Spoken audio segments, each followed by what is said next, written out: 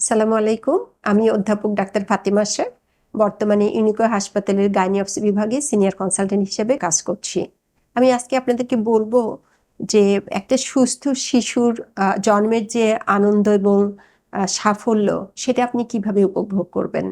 আমরা সবাই জানি গর্ভকালীন পরিচর্যা, নিরাপদ প্রসব এবং প্রসব পরবর্তী সেবার কথা।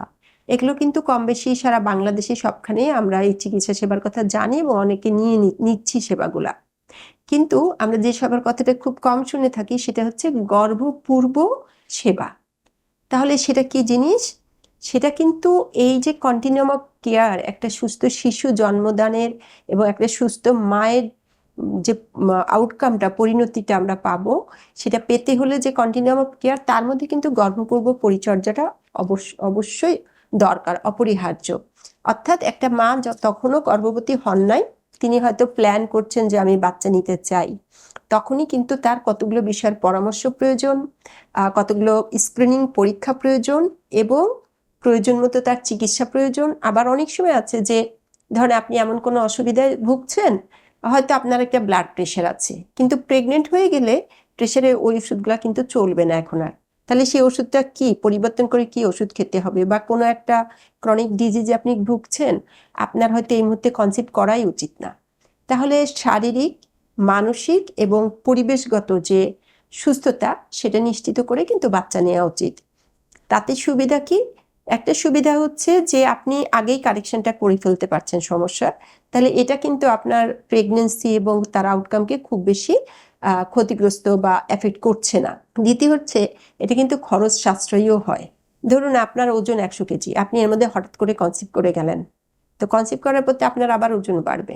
তাহলে এই যে বেশি ওজন আপনি কনসিভ করলেন, শুধুমাত্র এই কারণেই প্রেগনেন্সি অবস্থায় কিন্তু আপনার ব্লাড প্রেশার বাড়তে পারে, খিঁচুনির মতো রোগ হতে পারে, ডায়াবেটিস হতে পারে। তো যখন এগুলো অসুবিধে আপনি পড়বেন তখন আপনার খরচ বেড়ে যাচ্ছে। কিন্তু আপনি যদি গর্ভপূর্ববর্তী অবস্থায় আপনি দেখে নিতেন যে আপনার ডায়াবেটিস আছে কিনা বা অন্যান্য সমস্যা আছে কিনা, এবং সেটার জন্য যদি আপনি চিকিৎসা করে নিতেন, তাহলে কিন্তু আপনার এই ব্যয়ও হতো না বা এই ঝামেলাও পোহাতে হতো না। তো সেই জন্য আমরা বলবো যে ওটা সবচেয়ে সঠিক সময়, যখন আপনি পরামর্শ নেবেন, পরীক্ষা নিরীক্ষা করবেন এবং কিছু ওষুধপত্র খেতে হলে খাবেন বা কিছু টাইম নিবেন। অনেক সময় আছে না যে বিয়ে হয়েছে অল্প বয়সে, 15-16 বছর বয়সে বিয়ে হয়ে গিয়েছে, তাহলে তখন যদি সে প্রেগনেন্ট হয় তার কিন্তু অনেক ঝুঁকি রয়েছে। কিন্তু সে যদি এই এই বয়সটাকে আরেকটু বাড়িয়ে নিয়ে বাচ্চাটা নেয়, তাহলে ঝুঁকি নাই। তো এই যে গর্ভপূর্ববর্তী সময়ে আপনার বয়স ঠিক আছে কিনা, রক্ত শূন্যতা থাকলে সেটা কারেক্ট করা। অনেক সময় আছে যে আমরা কৃমির ওষুধ প্রেগনেন্ট হওয়ার পরে কিন্তু দিতে পারি না, তাহলে সেই ওষুধগুলো আমরা খেতে পারি। তো এরকম আমরা শারীরিক এবং মানসিক যত রকম সমস্যা আছে, মানসিক সমস্যার কথাটা অবশ্যই বলবো, কারণ প্রেগনেন্সিতে কিন্তু এমনিতে অনেক মুড আপস ডাউনস হয়। যারা একটু মানসিকভাবে প্রেশারে থাকেন, তারা যদি আগের থেকে একটু নিজেদের কাউন্সেলিং করা বা চিকিৎসা নেওয়া সেগুলো পর্যায়ে শেষ করে বাচ্চা নেন, তখন দেখা যায় যে আপনার প্রেগনেন্সি জার্নিটা এবং ডেলিভারির সময়টা অনেকখানি নিরাপদ হয়। তো সেই জন্য বলবো যে আমরা আসলে যে একটা সুস্থ আউটকাম চাই মা এবং বাচ্চার, তার জন্য কিন্তু আগের থেকে আমাদেরকে প্ল্যান সাজাতে হবে।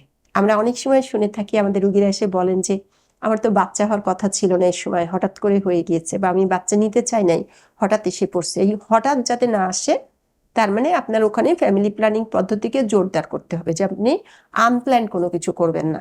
আপনি যখন নিবেন বাচ্চা, প্ল্যান করেই নিবেন।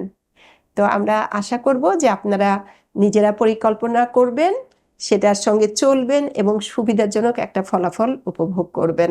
তো আমাদের দেশ এবং জাতি সুস্থ মা এবং সুস্থ বাচ্চাকে পেয়ে সমৃদ্ধ হবে। ধন্যবাদ সবাইকে।